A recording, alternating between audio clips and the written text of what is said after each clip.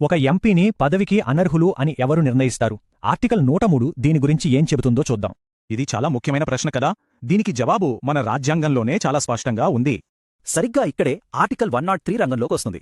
MP అనర్హతపై final decision ఎవరిదో ఇది క్లియర్గా చెబుతుంది. ఈ ప్రాసెస్లో ఇద్దరు చాలా కీలకం.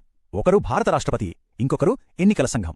వీరిద్దరి రోల్స్ చూస్తే రాష్ట్రపతి ఫైనల్ అథారిటీ అయితే ఎన్నికల సంఘం ఒక ఎక్స్పర్ట్ అడ్వైజర్ లాంటిదన్నమాట. అసలు ఈ ప్రాసెస్ ఎలా మొదలవుతుందంటే, ఒక ఎంపీ అర్హతపై సందేహం వచ్చినప్పుడు ఆ విషయం రాష్ట్రపతి దగ్గరకు వెళ్తుంది. సో రాష్ట్రపతికి రిపోర్టు వెళ్తుంది, ఆయన ఈసీ అభిప్రాయం కోరతారు. ఫైనల్గా ఈసీ సలహా మేరకు ప్రెసిడెంట్ ఆర్డర్ ఇస్తారు. అయితే ఇక్కడ ఒక ముఖ్యమైన విషయముంది.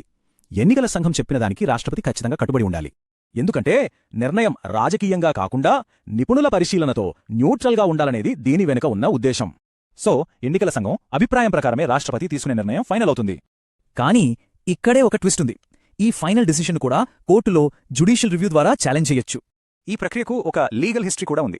1953లో సకా వెంకట్రావు కేసులో సుప్రీంకోర్టు దీన్ని క్లియర్గా చెప్పింది. అసలు ఈ ప్రాసెస్ ఎందుకంత ముఖ్యం? ఇది నిష్పక్షపాత నిర్ణయాలకు గ్యారంటీ ఇస్తుంది, రాజకీయ దుర్వినియోగాన్ని ఆపుతుంది. చివరగా ఒక మాటలో చెప్పాలంటే, ఎన్నికల సంఘం ఇచ్చే బైండింగ్ ఒపీనియన్ ఆధారంగానే రాష్ట్రపతి నిర్ణయం తీసుకుంటారు.